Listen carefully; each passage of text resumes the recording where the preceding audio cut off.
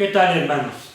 Es un gusto nuevamente saludarlos y estar con ustedes en esta grabación, en esta transmisión que por esta vía se está realizando y que estamos reflexionando en la palabra de nuestro Dios. Deseamos de todo corazón que el Señor les bendiga de todas maneras, en todos los anhelos, deseos de su corazón y siempre y cuando de acuerdo a su voluntad. Vamos a continuar con nuestra reflexión en este estudio que estamos llevando a cabo. Ya es el número 6, que lleva por título Jesús en los Evangelios. Pero antes de eso tengamos una palabra de oración para que el Señor nos ilumine, nos conduzca y todo sea para su honra y su gloria y edificación de su iglesia. Oremos, hermanos. Señor y Padre, en el nombre de Jesús te rogamos que nos ayudes en este momento. Vamos a tener la meditación, la reflexión en tu palabra, sobre tu palabra, Padre eterno. Señor, que seamos tomados por tu Espíritu, que Él nos conduzca, que Él nos guíe. Quita toda imperfección, Padre bendito, quita todo aquello que no esté bien delante de tus ojos y guárdanos, purifícanos y permite que esta participación sea para edificación, para bendición, enseñanza y aprendizaje, Señor, de todos y cada uno de nosotros. Bendice a tu pueblo y te lo rogamos todo con acción de gracias en el nombre de tu Hijo muy amado, nuestro Señor y Salvador Jesucristo. Amén. Bien, hermanos, pues yo les invito nuevamente a que tengan sus Biblias ahí dispuestas, listas, y si tienen algo en que apuntar, pues también lo tengan a la mano para que el estudio sea mejor, más comprensivo, más entendible y haya mejor fruto, mejor resultado. Vamos a continuar con esta parte número 6, que con la ayuda de Dios llegamos hasta este momento. Bien, continuamos avanzando en el estudio que lleva por título Jesús en los Evangelios. Hasta este momento, nuestro texto a analizar es el Evangelio según San Lucas. Él nos proporciona información que los otros evangelistas no contemplan. Ya nos habló acerca del nacimiento del precursor, es decir, de Juan el Bautista. También nos mostró sobre el anuncio del advenimiento del Salvador Cristo Jesús. En su capítulo 1 aborda cómo fue el nacimiento de Juan, dándonos los pormenores, los detalles de este hecho. Ahora vamos a conocer los detalles sobre el nacimiento de nuestro Señor y Salvador Jesucristo. El doctor Lucas también se va a ocupar de este hecho, pero antes hay un suceso en el que Lucas no versa, sino que el que lo relata es Mateo, únicamente él. Así que vamos a consultar a Mateo. Abran sus Biblias, por favor, hermanos, en el capítulo 1, de los versículos 18 en adelante. Recordemos que Mateo escribe para los judíos, es decir, para sus paisanos. Su evangelio lo inicia con la genealogía del Señor Jesús. Empieza con Abraham, hasta llegar hasta José, marido de María, de quien nació Jesús. Después de la genealogía, el escritor narra lo que ocurrió entre José y María, y escribe diciendo, lo dice de esta manera, vean en el versículo 18, el nacimiento de Cristo fue así. Se nos describe algo muy importante entre estos personajes. Debemos recordar que esta pareja estaba en la etapa del desposorio, ya eran esposos, pero todavía no vivían juntos, sino hasta el otro momento, la otra fase del matrimonio. José y María estaban más que comprometidos, pero estando en esta etapa de desposorio de su relación, sucedió que María resultó embarazada. El escritor detalla que fue por obra del Espíritu Santo. Concibió de una manera sobrenatural. Pero José no sabía esto. Todo daba a pensar que se había cometido un acto de adulterio. En las normas judías, en la ley judía, si una mujer desposada quedaba embarazada, era considerada como adúltera.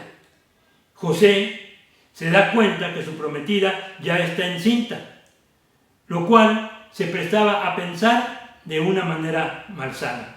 Él no había actuado mal, por lo que estaba en su derecho de acudir y acusarla de adulterio. Ese acto era castigado con la lapidación, el apedreamiento. Ese era el castigo legal. Pero José no la acusa. Y hay una razón. La Escritura nos dice que era un hombre justo y no quería infamarla. Por esa razón de que era justo, que era recto y además misericordioso, por ello no intentó hacer de María un ejemplo, un escándalo público. María conocía el misterio que se operaba en su interior. Pero, ¿cómo convencer a los demás de que era inocente? Habría sido tenida por ramera y sentenciada como tal. Jamás una mujer estuvo en tanto peligro. Pero aunque la Biblia no nos lo dice, no nos lo señala, pero podemos contemplar que María no entró en angustia, en un estado de angustia. Conservó la calma en su mente. Eso sí, encomendó su causa al que juzga rectamente y confió plenamente en Dios. José pensó que María había faltado a sus deberes de desposada, pero actuó con prudencia. Tal vez alguien podría pensar que en él había algo de debilidad, cierta debilidad, pero la palabra dice que era justo y de esa manera actuó. ¿Cuál fue su proceder? ¿Cómo fue su actuar? Bueno, en el versículo 19 encontramos, nos lo dice Mateo, dice que quiso dejarla secretamente, dar el certificado de repudio delante de 2 testigos, y porque este paso era necesario, era el procedimiento que se tenía que seguir, era lo legal de aquella época de la normativa judía. José pensaba en este asunto, ¿verdad? Y pensaba dejarla secretamente, pero Dios intervino en este problema. Puso las cosas en claro. No dejaría a ninguno en la vergüenza ni en la decepción. Pensando en esto, es que en sueños se le aparece un ángel del Señor a José. Veamos cómo nuevamente la participación celestial angelical está de manifiesta. Dios se digna aclarar la situación a José. En un momento de quietud de este varón, de reposo, y es otra forma de actuar de Dios, todo se va a aclarar. El Señor protege a sus hijos de ser vejados. Dice que un ángel del Señor le aparece en sueños y le dice: José, hijo de David. Hijo de David. Aunque este varón era un sencillo carpintero, era descendiente de un gran rey, un hombre humilde, pero de alta alcurnia, de buen linaje. Y le dice el ángel: no temas recibir a María tu mujer. Ya parafraseando esta frase, ¿verdad? Podemos decir: quítate esos pensamientos que tienes. No hay nada de lo cual avergonzarse. Recíbela, no la repudies, ella es pura. En ella no hay ofensa alguna, ningún engaño. Lo que en ella se está gestando es por obra del Espíritu Santo. Que la concepción en ella ha sido por voluntad divina, no ha faltado a sus deberes de desposada. No hay vergüenza, ninguna vergüenza en lo que sucede. Y sigue el ángel en su exposición: dará a luz un hijo. De ella vendrá un Salvador del mundo. Y sigue diciendo: llamarás su nombre Jesús. Recordemos que Jesús quiere decir el Señor salva, o Salvador, como mayormente conocemos el significado de este vocablo. Porque Él salvará a su pueblo de sus pecados. En el nombre de ese niño, Jesús, ya está señalada la misión que tiene por cumplir. Salvará a Israel y al mundo. El ángel le explica en sueños a José que el nacimiento del niño Jesús en el vientre de María será algo milagroso.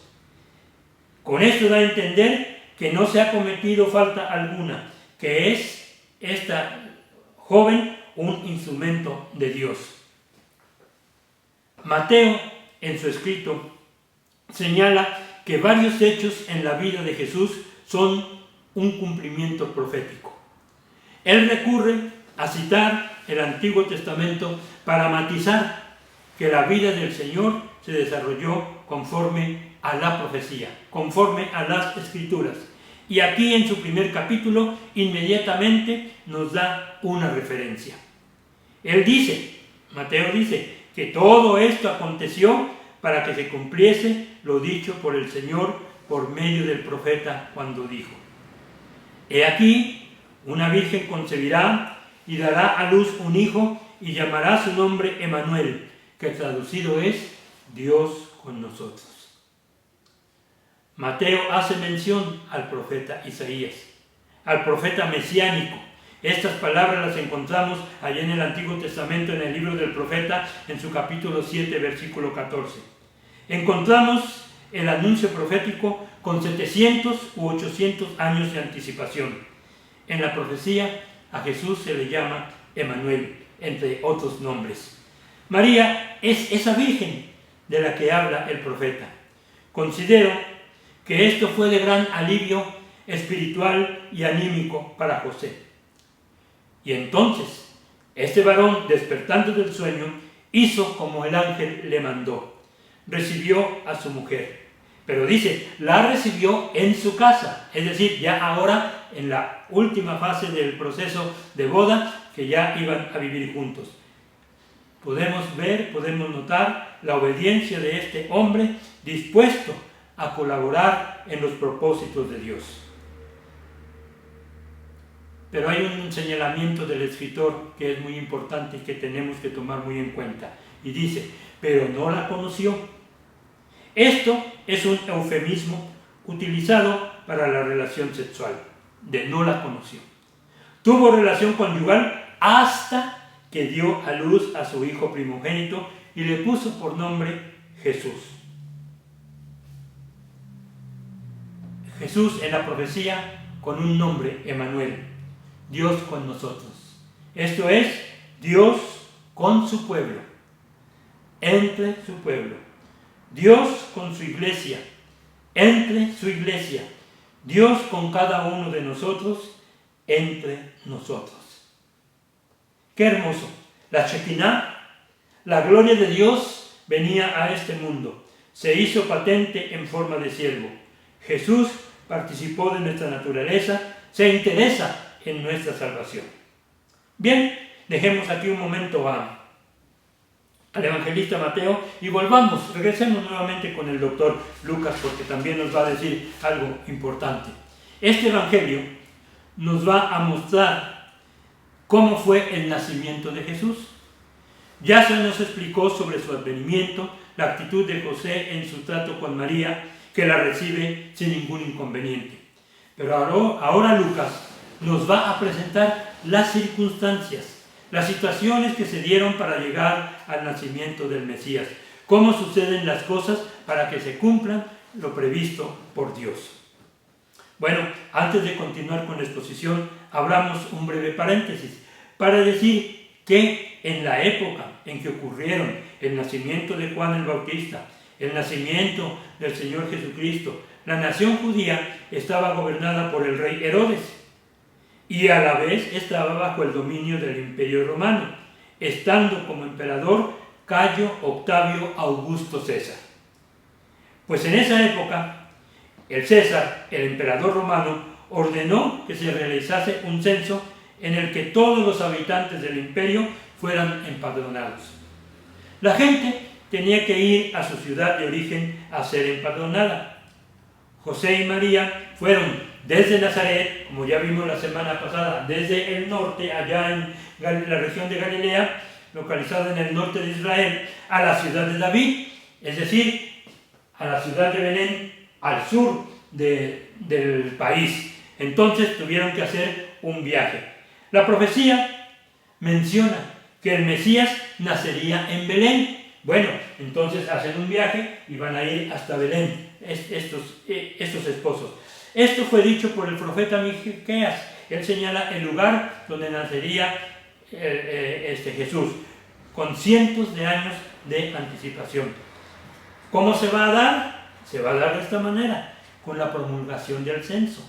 José y María tuvieron que ir a su ciudad de origen, a Belén, pues eran descendientes de la familia de David, pertenecían a la tribu de Judá. Cosa también interesante es mencionar, darnos cuenta de que van a Belén. Este lugar significa casa de pan. Y ahí a esa comunidad que significa su nombre, casa de pan, va a llegar el pan, va a nacer ahí el pan de vida, el pan que desciende del cielo. Es algo, una correlación muy significante. Iban a Belén estos esposos para ser empadronados. María ya estaba encinta, cerca de su alumbramiento. Dio a luz a su hijo primogénito, dio a luz a Jesús, a Emmanuel. Lucas nos habla del hijo primogénito, lo que da a entender que hubo otros hijos, pero ya producto de la unión física entre este matrimonio, resultado de una unión sexual. Y la Escritura hasta nos dice los nombres de estos hijos que tuvieron. Se dice que se llamaban Jacobo, José, Judas, Simón, y además había hermanas. Bueno, al recién nacido se le envolvió en pañales, lo envolvió en pañales, y también dice, lo acostó en un pesebre. De esta afirmación, de ese señalamiento, se desprende la idea de que Jesús nació en un establo, aunque lo del establo no se confirma en ningún lugar de las Escrituras. Según la tradición antigua, su nacimiento tuvo lugar posiblemente en una cueva que se usaban para refugio de los animales. ¿Por qué? Porque no había lugar para ellos en el mesón. Estaba completamente el lugar lleno de huéspedes. En esas circunstancias, en esas situaciones, nació el Salvador. Pasemos ahora a algo que el evangelista Juan, ahora vámonos con Juan, tiene para cada uno de nosotros. Él no particulariza en su escrito como lo hacen Mateo y Lucas. Él se remonta a decirnos algo importante. Nos habla diciéndonos, en el principio, allá en su capítulo 1, en el principio era el verbo. Con la palabra verbo se designa a Jesús en el Evangelio, quien es considerado como el logos, como la palabra, como la idea. Y dice, el verbo era con Dios, es decir, con el Padre, y el verbo era Dios. Verbo y Dios tienen la misma dignidad, la misma divinidad, el mismo carácter, etc. En el principio, el verbo era con Dios. Pero por razones de salvación, de redención para el hombre, viene ese verbo a este mundo en la forma de un ser humano. Cristo adopta la naturaleza humana, por eso es que en Juan, capítulo 1, versículo 14, menciona el escritor que aquel verbo fue hecho carne. Esta es una realidad, es la más profunda e inescrutable de toda la historia. Por razón mía, Cristo vino a este mundo, de ahí la expresión juanina de habitó entre nosotros. Juan 1:14. Lo infinito se hace finito. El eterno se conforma al tiempo. El invisible se hace visible. El sobrenatural se redujo a sí mismo a lo natural. Pero ese verbo, aún en su encarnación, no dejó de ser Dios. Mantiene su deidad sin disminución alguna, aún en su forma humana como varón. Y habitó entre nosotros, como lo leímos hace un momento. Dios opta por habitar entre su pueblo, de una forma más personal al convertirse en ser humano. Podemos señalar que es lo inmanente de la divinidad. El significado de habitó es que el verbo puso su tienda, puso su tabernáculo entre los hombres, puso su vivienda. La presencia gloriosa, la Shekinah de la deidad, fue encarnada en él. dice el texto juanino, vimos su gloria. Los discípulos, especialmente Pedro, Jacobo y Juan, contemplaron los fulgores de su gloria allá en el monte de la transfiguración. En aquella ocasión no les fue contado, fueron testigos de ello. La referencia a la gloria de Cristo no solo implicó algo visible, sino también algo muy espiritual. Los apóstoles, en aquella ocasión en que Jesús se transfiguró, vieron desplegar los atributos o características de Dios, su gracia, su bondad, su misericordia, su sabiduría, su verdad, etc. Gloria como la del unigénito del Padre. Y en este término, unigénito, dando a entender un ser amado como ningún otro, un ser único. Juan utilizó el término unigénito para hacer hincapié en el carácter exclusivo de la relación que existe entre el Padre y el Hijo en la Trinidad. Connota una preeminencia única. Y bueno, la otra parte que dice es lleno de gracia y de verdad. La misma que el Padre. Son consustanciales. Lleno de gracia para interceder por nosotros. Lleno de verdad para enseñarnos. Amados hermanos, queridas personas que nos ven, que nos escuchan, gracias a Dios porque podemos meditar en su palabra. Aquí hacemos una pausa y con la ayuda del Señor continuaremos la próxima semana si Él lo permite. Que Dios les bendiga.